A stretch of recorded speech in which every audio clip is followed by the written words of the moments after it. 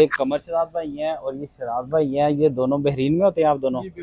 तो ये आए हुए हैं हमारे पास इधर मलेशिया में बगैर सेटिंग के आए हुए हैं। तो ये तरीकाकार क्या है मैं आपको बता दूंगा। इसके बारे में मज़ीद बात करना चाहेंगे, किस तरह है? सेटिंग का कोई कॉन्सेप्ट नहीं है एयरपोर्ट के ऊपर, सिर्फ आपने कॉन्फिडेंस के साथ बात करनी है उनके साथ। उन्होंने आपसे सम टाइम ये पूछ लेते हैं कि कितने दिन आपने रहना है, वो आपने उस ऑन द स्पॉट आपने उनको जवाब देंगे कि हमने 5 दिन रहना है, 6 दिन। उसके बाद वो कुछ नहीं पूछते, स्टैंप लगाते हैं और भेज देते हैं। मेरे से थोड़ी सी इन्वेस्टिगेशन की थी, लेकिन उन्होंने बाद में स्टैंप लगा के मुझे भेज दी थी। मैंने भाई को स्टैंप पे पिक्चर भेज दी है, वो साथ में ऐड कर देंगे। और इनको ना वो कैबन में ले गए थे, इन्वेस्टिगेशन कैबन में। एजेंट हजरात बड़ा डराते हैं जी, इन्वेस्टिगेशन कैबन में अगर आप चले जाते हो वहाँ से निकलना बड़ा मुश्किल है। तो ये कैसे निकले हैं, ये इसकी डिटेल मैं आपको दे दूंगा। आप भी वहाँ पे गए थे इन्वेस्टिगेशन कैबन में? नहीं नहीं गया, हमको कोई मसला नहीं है, कोई मुश्किल नहीं है, हम सही सलामत में फंस के निकल गए। हाँ हाँ हाँ।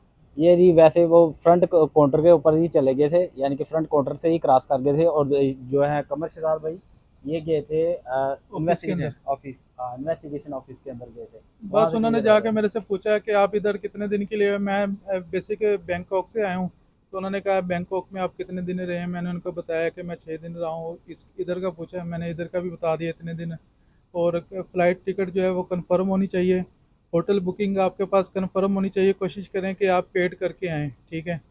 तो फिर वो चेक करेंगे, चेक करने के बाद आपको बिठा देंगे। आपके ऊपर नज़र भी रखते हैं थोड़ी बहुत ही कि आप किसी के साथ बात कर रहे हो फ़ोन के ऊपर या मैसेज कर रहे हो, सारी चीज़ें वो ऑब्ज़र्व करते हैं। वो देखते हैं किसी एजेंट की तरफ से तो नहीं आया है। हाँ, क्योंकि जब आप उधर इमिग्रेशन ऑफिस के अंदर बैठ के आप किसी के साथ बात करते हो मैसेज पे या फ़ोन पे, तो उनको डाउट हो जाता है कि बंदा सेटिंग पे आया है या कोई चक्कर है।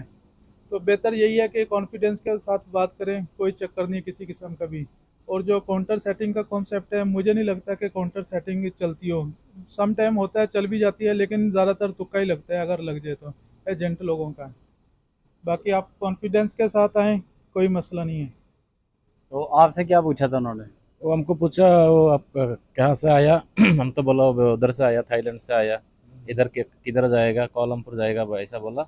और कितना दिन रुकेगा वो भी पूछा, हम बोला बस तो ये इतना है। बाद में हमको स्टम्प मार दिया, हमने उधर से निकल गए। आपके पास शो मनी भी थी? मानिए सो नहीं, वो पूछा नहीं है। मगर आपके पास है थी शो पैसा मनी? पैसा था। हाँ हाँ हाँ, और होटल बुकिंग भी थी वो आपकी? सारा कुछ था।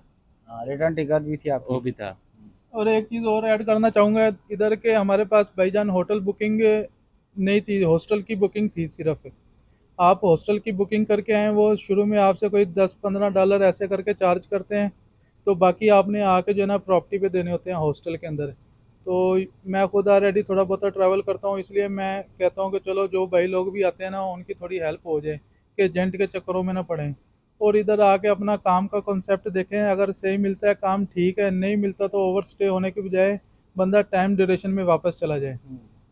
ये नहीं है कि इधर आके अपने मुल्क का नाम बदनाम किया जाए। लोग फिर जो भी ट्रैवलर आता है ना, तो उसको एयरपोर्ट के ऊपर तंग करते हैं। ऐसे ही है। सबसे बेहतर यही है कि आप पहले अपना अरेंजमेंट करके आएँ काम का। अगर काम आपका बन जाता है सही, तो फिर ठीक है, नहीं तो इधर आके तंग होने का फ़ायदा नहीं है। किसी भी जगह में आप चले जाएँ, मलेशिया में या गल्फ़ कंट्री में, आपकी पहले से सेटिंग होनी चाहिए, ख़ासकर काम के लिहाज से। वो बाद में फिर मसला बनेगा आपके लिए। ऐसे ही चाहे मलेशिया है, चाहे बहरीन। मैं बेसिक बहरीन से आया हूँ इधर। तो उन्होंने मुझे ऑफ़िस में ले गए थे, सारा कुछ चेक करने के बाद फिर उन्होंने मुझे एंट्री दे दी थी। लेकिन एंट्री भी उस दिन की दी है जिस दिन की मेरी वापसी की टिकट है। तो जी ये प्रोसेस है। तो आज की वीडियो बनाने का मकसद ये था कि आप अगर बगैर काउंटर सेटिंग के आते हो, कॉन्फिडेंस के साथ आओ। आपके पास सारे डॉक्यूमेंट होने चाहिए। इवन के वो ये पूछ सकते हैं जब आपने वीज़ा अप्लाई किया था तो जो आपको एक रसीद दी गई थी वो दिखा दें। यानी कि उन्होंने सिर्फ देखना कि बंदा जेन्युइन है, किसी एजेंट के तहत तो नहीं आया हुआ, कोई सेटिंग शूटिंग के तो नहीं है। तो ये चीज़ें अगर उनको क्लियर हो जाती है कि बंदा ऐसा नहीं है, तो आपको एंट्री मिल जाती है।